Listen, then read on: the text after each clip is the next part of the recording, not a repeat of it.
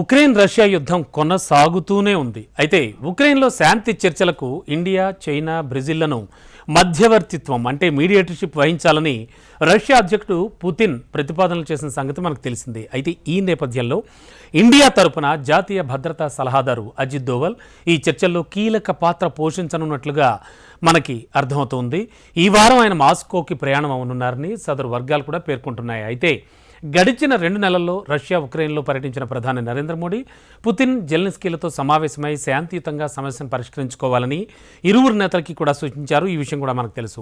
గత నెల ఉక్రెయిన్ పర్యటన ముగించుకుని వచ్చిన వెంటనే పుతిన్తో మళ్లీ ఫోన్లో కూడా మాట్లాడిన ప్రధాని మోడీ జెలెన్స్కీతో చర్చించిన అంశాల గురించి వివరించారు. ఇదే అంశంపై ఒక ప్రకటన కూడా విడుదల చేసిన ఢిల్లీలోని రష్యా రాయబార కార్యాలయం పుతిన్, మోడీ మధ్య ఫోన్ సంభాషణ జరిగినట్లుగా కూడా నిర్ధారించింది. అయితే మోడీ ఇటీవల కీవ్లో తన పర్యటన గురించి అధ్యక్షుడు పుతిన్కు తెలియజేశారని, ఉక్రెయిన్కు రాజకీయ దౌత్య మార్గాల ద్వారా ఒక పరిష్కారాన్ని తీసుకురావడానికి కూడా భారత్ నిబద్ధతగా ఉందని నొక్కి చెప్పారని పేర్కొంది.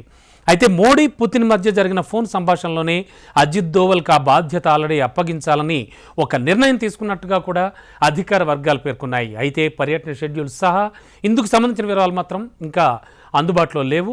ఉక్రెయిన్ దాని పాశ్చాత్య పోషకుల విధ్వంసక విధానాలపై సూత్రప్రాయంగా ఒక అంచనాను మోడీతో పుతిన్ పంచుకున్నారు. ఈ సంఘర్షణ పరిష్కరించడానికి రష్యా విధానాలను వెల్లడించారు అని రష్యా ఎంబసీ ఆల్రెడీ ప్రకటించింది ఒక ప్రకటనలో. మరి రష్యా ఉక్రెయిన్ వివాదంపై ఇరువురు నేతలు పరస్పరం అభిప్రాయాలు పంచుకున్నారని కూడా ప్రధాని కార్యాలయం తెలియజేస్తోంది. ఇక ప్రధాని ఇటీవల ఉక్రెయిన్ పర్యటన గురించి వివరాలు పంచుకున్నారు. సంఘర్షణను స్థిరమైన శాంతియుత పరిష్కారం ద్వారా పరిష్కరించడానికి అంటే సాధించడానికి ఇరు వర్గాలు కూడా చర్చలు కానీ దౌత్య మార్గాల్లో వెళ్ళాలి. అలాగే నిజాయితీ, ఆచరణాత్మక చర్యల ప్రాముఖ్యతను నొక్కి చెప్పారు అని పీఎంఓ కూడా ఒక ప్రకటనలో తెలిపింది. తాము ముందు నుంచి చెప్తున్నట్టుగా శాంతియుత పరిష్కారం ద్వారా యుద్ధం ముగించాలనే వైఖరికి భారత్ కట్టుబడి ఉందని మోడీ కూడా ఆల్రెడీ ట్వీట్ చేశారు. మనకు తెలుసు, ఏది ఏమైనప్పటికీ కూడా కీలకమైనటువంటి అంటే ఎన్నో నెలల నుంచి, సంవత్సరాల నుంచి కొనసాగుతోన్న రష్యా ఉక్రెయిన్ వార్లో వారిరువురికి కూడా సంధి కుదిర్చే పద్ధతిలో ఖచ్చితంగా అజిత్ దోవల్ ఒక ముఖ్య పాత్ర పోషిస్తారు అనడంలో ఎటువంటి సందేహం లేదు.